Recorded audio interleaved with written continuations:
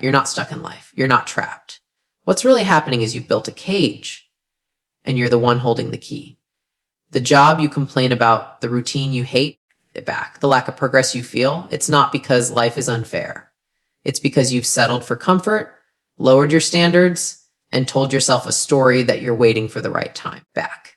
But here's the truth, nothing changes until you stop waiting and start paying the price for the life you say you want. Most people say they feel stuck because they believe something external is holding them back.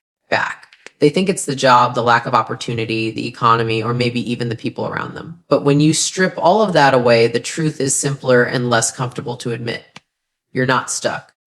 You've just built a life that revolves around comfort, and comfort feels safe enough that you mistake it for immobility. The brain tricks you into believing there's no way forward when in reality, you've just stopped pushing. Comfort creates the illusion of chains without ever putting a lock on you. And because it doesn't feel terrible, you accept it. Comfort is quiet, and that's what makes it so dangerous. It whispers, it doesn't scream. When you were younger, you wanted progress. You wanted to grow, to achieve, to become someone better than you were yesterday. And back then, even small steps felt exciting, like a rush of adrenaline that fueled you to keep moving. But over time, the rush faded, and you built habits that made life easier. Easier became predictable. Predictable became routine. And routine eventually became a prison cell disguised as freedom. You start telling yourself you're stuck because you're not moving forward. But the truth is you've accepted a level of comfort that requires nothing from you. The job pays enough, the relationships don't challenge you, and the free time goes to distractions that keep you numb. You confuse the stability with stagnation. The real issue isn't that you can't move, it's that you've stopped trying. Comfort is seductive because it removes pain, and the human brain is wired to avoid pain. You'll naturally lean toward habits that protect you from discomfort. That's why you watch the same shows, scroll the same apps, and repeat the same conversations with the same people. It feels harmless in the moment, but it slowly robs you of the discomfort required for growth. The gym feels hard, so you skip it. Starting a business feels risky, so you stay at your job. Having an honest conversation feels awkward, so you keep quiet. Every time you choose comfort, you reinforce the belief that this is where you belong. Soon, the edges of your comfort zone harden, and you call it being stuck. But you're not stuck. You're just unwilling to pay the price of leaving. The hardest part about comfort is that it never announces itself. You don't wake up one morning and realize you're trapped in it. Instead, it sneaks up in tiny increments. You say no to opportunities because they feel inconvenient. You avoid challenges because you don't want the stress. You give up on dreams because the timeline feels too long. Before you know it, years have passed and you're living the same year on repeat. The tragedy isn't that you can't move forward. It's that you've convinced yourself this is normal.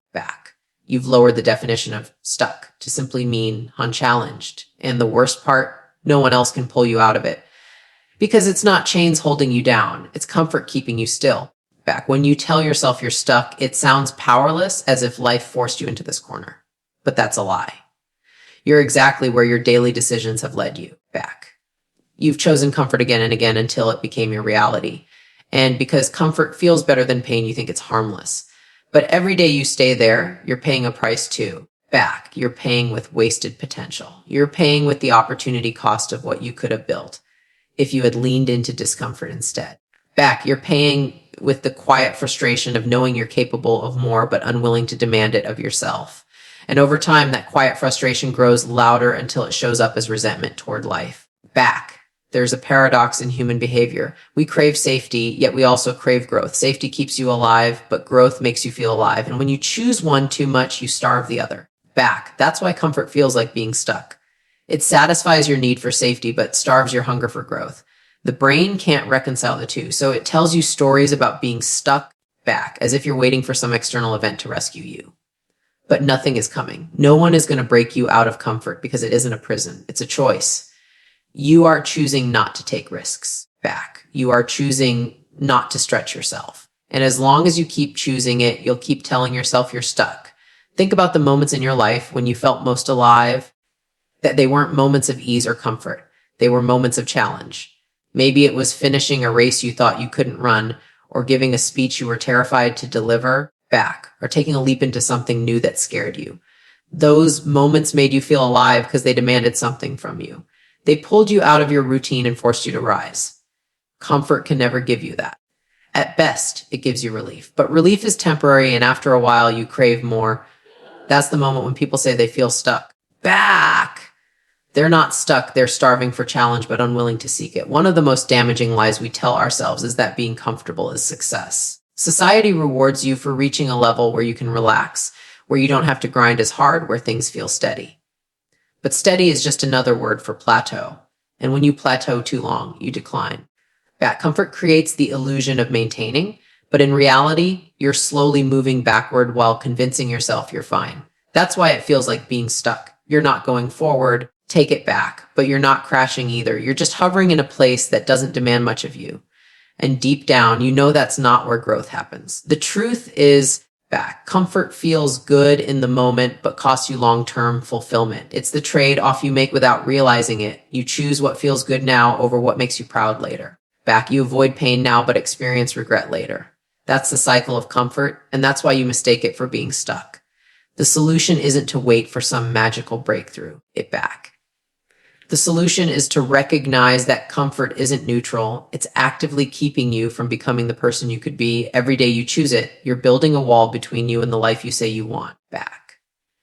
And until you admit that, you'll keep calling it stuck, when it's really just comfortable. Most people believe they're not where they want to be because they lack time, money, or talent. But the real gap between where you are and where you want to be is defined by your standards. If your standards are low, you will tolerate mediocrity in every area of your life. You'll accept average effort, average health, average relationships, and average results. And because society normalizes average, you'll convince yourself that it's fine. But deep down, back, it doesn't feel fine. It feels like you're falling short. The truth is, your standards determine the quality of your life more than your circumstances. You don't rise to your goals. You fall to your standards. It back. Take a hard look at your daily actions and you'll see the truth about your standards. If you say you want financial freedom, but you tolerate overspending and avoid learning new skills, back, your standards aren't aligned with your desires. If you say you want health, but you skip workouts and eat whatever is convenient, your standards betray you. Standards are not what you say, back. They're what you consistently allow. You will always find a way to match your life to the level of your standards. When they are low, you accept less than you're capable of. When they are high, you refuse to settle. That's why raising them is the fastest way to change your life. Standards shape your identity more than your environment ever will. Two people can live in the same conditions, face the same challenges, and still create completely different outcomes. The difference lies in what each person refuses to tolerate. One person might tolerate being late, disorganized, and unfocused, while the other refuses it, and that single choice compounds over years into dramatically different lives. Standards don't just set the bar for your performance. They set the tone for your self-respect. Back. Every time you accept less than you're capable of, you teach yourself that mediocrity is acceptable. And every time you demand more, you reinforce the belief that you're capable of greatness. Back. Low standards often disguise themselves as self-compassion. You tell yourself it's okay to take shortcuts, skip commitments, or put off the hard work. And while compassion is important, back, it becomes destructive when it turns into excuses. What you call self-love is often self-sabotage. You lower the bar to avoid the discomfort of holding yourself accountable. But that very discomfort is what drives growth. Back. High standards are uncomfortable because they force you to confront where you're falling short. Yet the discomfort is also what raises your capacity. If you never feel that pressure, you'll never expand. Back. What feels kind in the short term keeps you stuck in the long term. It's easy to blame external circumstances when you don't achieve what you want. But high standards are about ownership, not blame. Ownership means you stop waiting for life to change and demand more of yourself instead. You stop saying, I can't because of this, and start asking, how do I make this work despite that? People who live by high standards don't escape challenges. They simply refuse to let those challenges lower their bar. Commit to showing up consistently regardless of how they feel. They commit to doing what's necessary, not what's convenient. And over time, that mindset creates unstoppable momentum. Low standards create excuses. High standards create solutions. Think about the small choices you make every day because they are the clearest reflection of your standards. Do you snooze your alarm? Or do you get up when you said you would? Do you leave projects half finished? Or do you follow through until completion? Do you give the bare minimum at work, or do you push to overdeliver? None of these decisions are random. They reveal what you accept from yourself. And once you understand that, you realize raising your standards doesn't require permission, luck, or motivation. It requires a decision back to stop tolerating behaviors that keep you average and start expecting more from yourself every single day.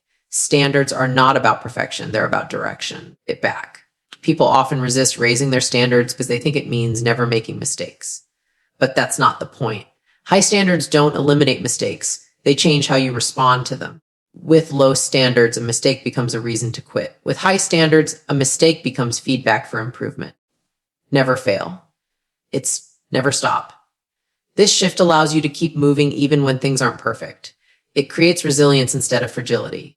And resilience is what ultimately separates those who feel stuck from those who keep progressing, no matter how slow the progress seems. Your standards also shape the people you attract into your life. If your standards are low, you'll surround yourself with people who enable your excuses. They'll encourage you to stay comfortable because it validates their own choices. But when your standards are high, you naturally gravitate toward those who push you higher. You begin to seek out environments where excellence is normal. And because humans adapt to their surroundings, simply being in that environment forces you to level up. The opposite is also true. Stay around people with low standards long enough, and you'll unconsciously lower yours to match. The company you keep reflects and reinforces your standards. The danger of low standards is that they feel invisible while they're destroying you. You don't notice the damage day by day because it accumulates slowly. One skipped workout doesn't change your health. One missed opportunity doesn't ruin your future. But years of tolerating small compromises add up to a life that feels far below your potential. That's when you look up one day and wonder why you feel stuck. But it wasn't a single event. It was death by 1,000 small concessions. Raising your standards is the only way to reverse this process. It's not about dramatic overnight change. It's about refusing to accept the behaviors that keep you small. The gap between the life you want and the life you have is measured in standards. Most people try to fill that gap with motivation, hacks, or shortcuts. But none of those last. Motivation fades. Hacks get outdated. Shortcuts collapse under pressure. Standards are the only thing that remain. They are the baseline rules you live by, the non-negotiables that dictate your behavior regardless of circumstances. When you raise them, everything else in your life has to rise to match. Your performance, your relationships, your opportunities, all of it recalibrates.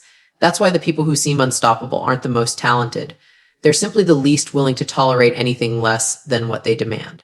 Most people spend their lives waiting. They wait for clarity. They wait for confidence. They wait for the perfect timing to make a move.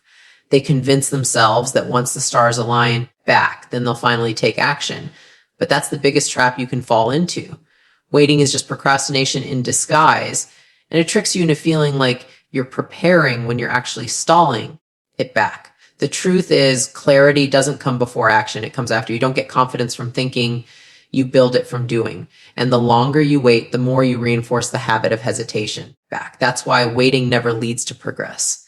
When you wait for motivation, you give away control of your life. Motivation is unreliable because it depends on your emotions, and emotions shift daily. And if you only move when you feel like it, you'll stay inconsistent forever. The people who achieve more aren't the ones who are constantly motivated. They're the ones who act despite not feeling ready. They've learned that discipline outperforms motivation every single time. They don't wait for the right mood to strike. They decide the action is non-negotiable. By doing so, they create momentum and momentum fuels motivation. But if you're waiting for motivation to arrive first, you'll be stuck at the starting line indefinitely.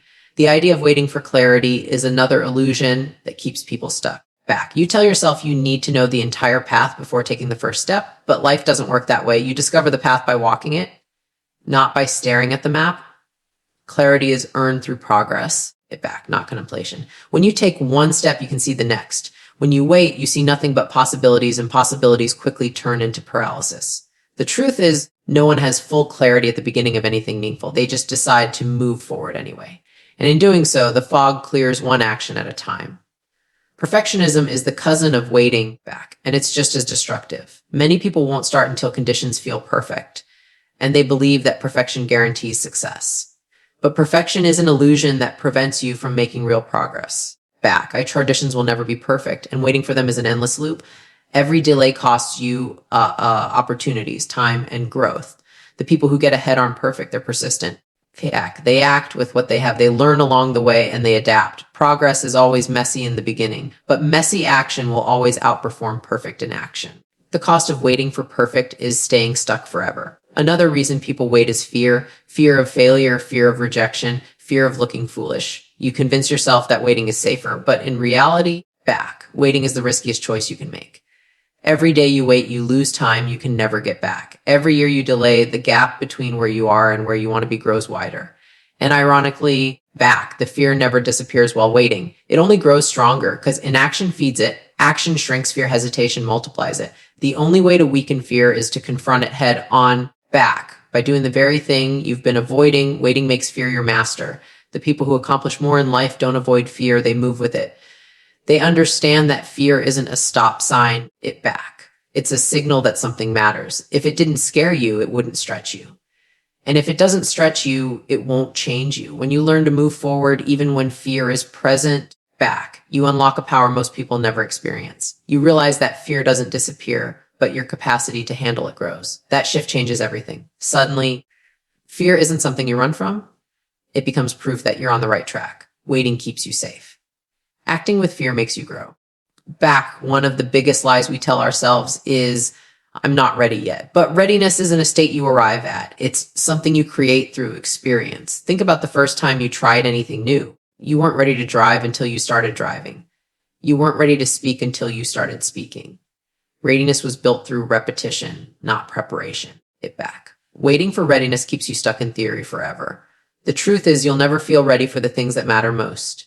You simply decide to start before you're ready, and that decision creates the readiness you were waiting for. Action creates capacity. When you look at the people who seem to always be moving forward, it's not because they had more certainty than you. It's because they stopped waiting and started creating. They created opportunities by showing up consistently.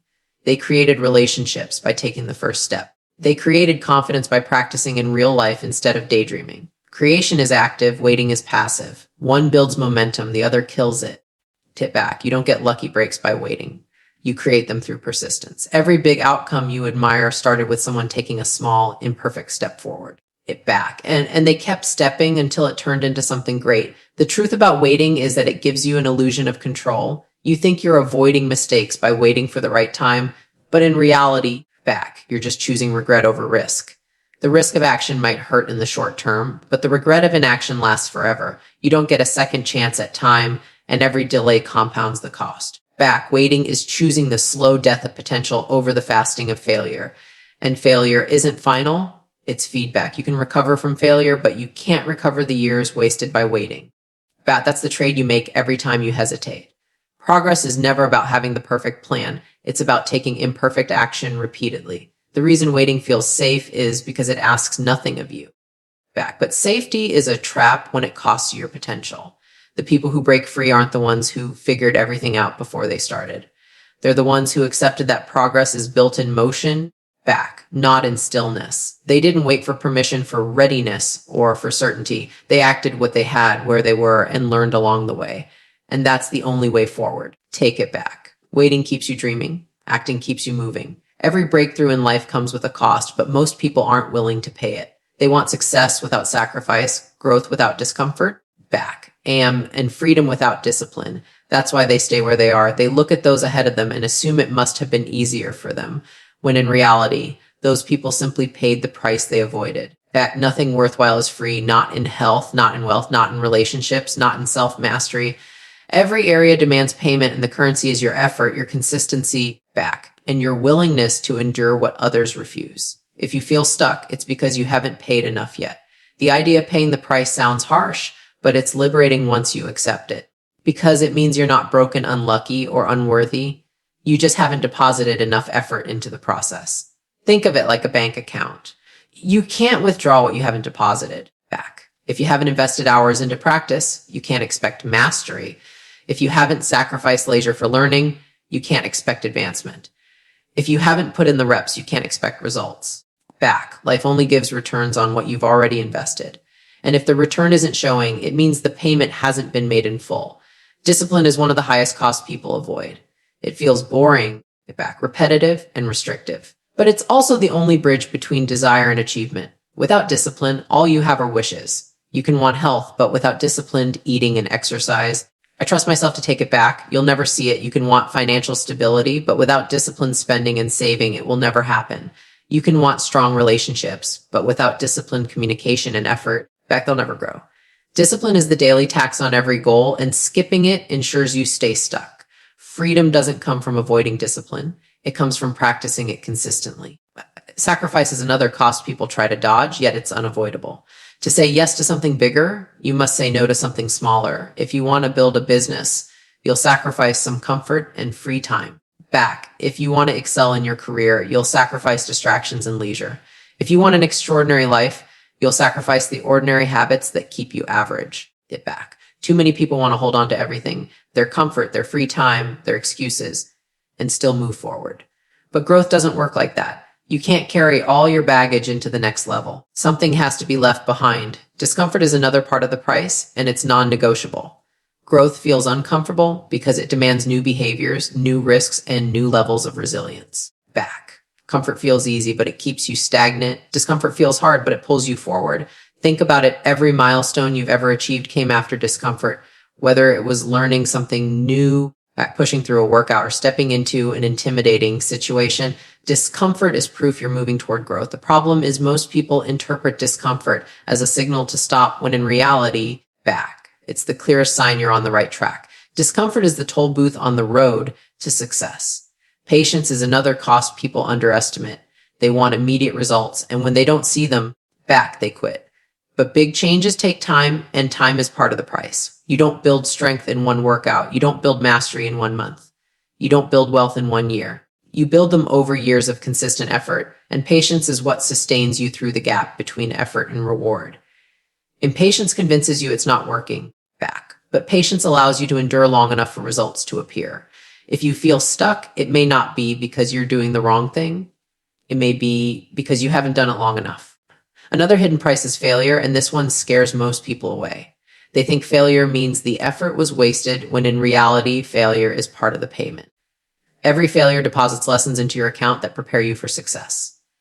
Without failure, you can't develop resilience, creativity, or strategy. Each setback is proof you're in the game, back, while avoiding failure only proves you're sitting on the sidelines. People who refuse to fail are refusing to pay the very price that leads to growth.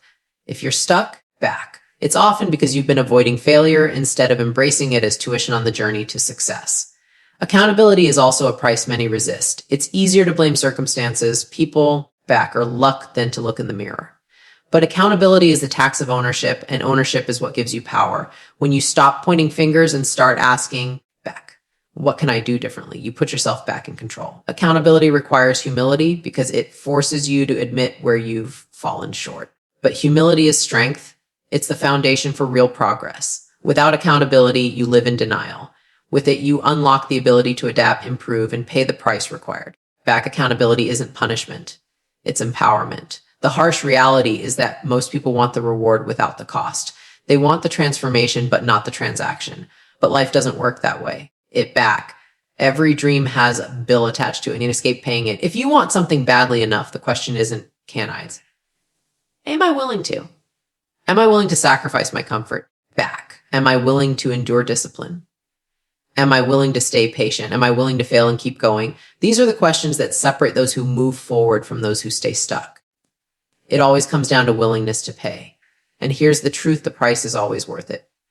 The pain of discipline is nothing compared to the pain of regret. Back. The sacrifice of comfort is nothing compared to the satisfaction of growth.